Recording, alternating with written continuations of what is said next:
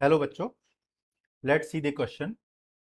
The question says in a cyclotron, a charged particle A undergoes acceleration all the time. B speed up between the D's because of the magnetic field. C speeds up in a D and D slow down within a D and speed up between D's. तो आइए इस question को समझते हैं।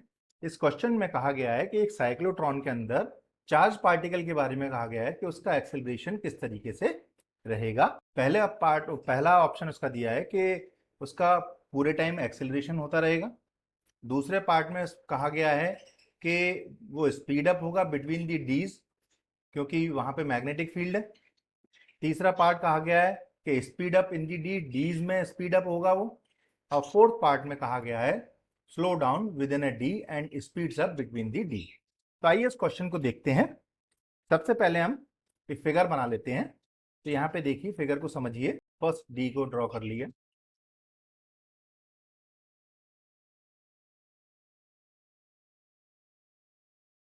बीच में gap हम देंगे इसमें, और इसका सेकंड पार्ट जो है इस तरीके से ये ड्रॉ हो जाएगा। ओके, तो सबसे पहले देखिए कि ये वाला जो रीजन है डीज के बीच वाला, ये जो वाला जो पोर्शन है जो येलो कलर से इसमें मार्क किया गया है,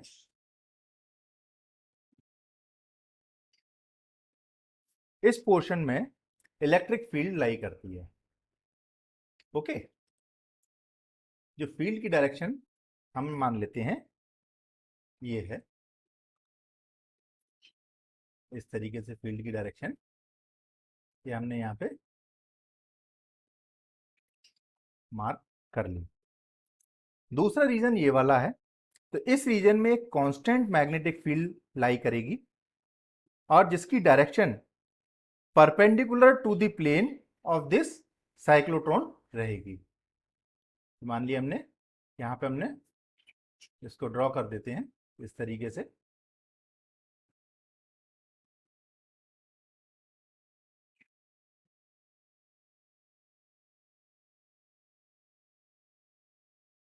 इस तरीके से ये फील्ड यहाँ रहेगी। अब अगर हमारा पॉजिटिव पार्टिकल यहाँ पे है और यहाँ से शुरू होता है, क्योंकि ये इलेक्ट्रिक फील्ड है तो इस डायरेक्शन में पार्टिकल इन दोनों डीज के बीच में जो गैप है यहाँ पे जो है ये एक्सिलरेट होगा। तो जब ये एक्सिलरेट होगा तो इस डी के अंदर चला जाएगा यहाँ से। जब ये इस डी के अंदर जाएगा यहाँ से, तो हम देखें अगर यहाँ पे मान लीजिए कि पार्टिकल मान लीजिए यहाँ से एंटर होता है इस पॉइंट से, तो यहाँ से ये गया तो इसकी डायरेक्शन यहाँ पे लगेगी। तो यहाँ पे इस डायरेक्शन में इसकी वेलोसिटी हमने मान ली कि यहाँ पे वेलोसिटी इसकी v है। तो चूंकि यहाँ पे मैग्नेटिक फील्ड है तो इस कारण यहाँ पे एक फोर्स लगेगा, इसकी डायरेक्शन क्या रहेगी, ये रहेगी।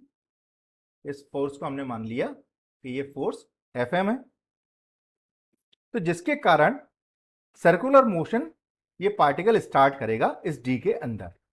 तो सर्कुलर मोशन स्टार्ट करते हुए ये इस तरीके से ये यूं आएगा, और जब ये इस पॉइंट पे आएगा तो ये वापस यहाँ पे फील्ड को हम रिवर्स कर देते हैं। तो जिससे जब हम इस फील्ड को रिवर्स करेंगे तो ये पार्टिकल जब यहां से यहां एंटर होगा, इस डी के अंदर एंटर होगा, तो यहां पे इसकी वेलोसिटी मान लेते हैं हम कि ये v डैश है, और इस पे जो फोर्स लगेगा वो इस डायरेक्शन में लगेगा, और इस फोर्स को हम मान लेते हैं कि ये force F M dash. Clear? तो ये इस डायरेक्शन में इस डी के अंदर चला जाएगा।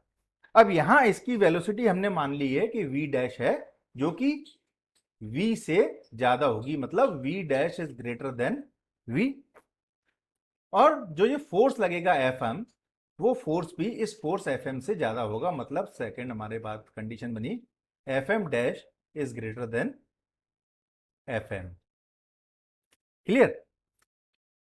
तो चूंकि ये फोर्स ज्यादा है और ये वेलोसिटी ज्यादा है, तो इसे जिससे सर्कुलर पाथ की रेडियस जो है वो बढ़ती चली जाएगी इस तरीके से।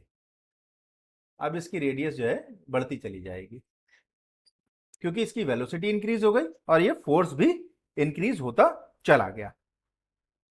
ओके, और ये तब तक चलता रहेगा, ये इस तरीके से ये तब तक चलता रहेगा जब तक कि ये किसी पॉइंट से एग्जिट ना कर जाए। मान लीजिए इस पॉइंट से ये एग्जिट कर जाता है तो ये तब तक चलता रहेगा।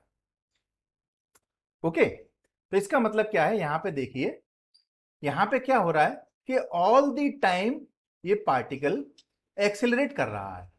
तो इसका मतलब क्या हुआ, ऑप्शन देखिए फर्स्ट वाला ऑप्शन क्या है, undergoes acceleration all the time. So this is the correct answer.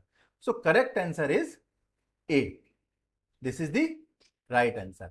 आइए अब हम देखते हैं ऑप्शन बी, सी और डी गलत क्यों है।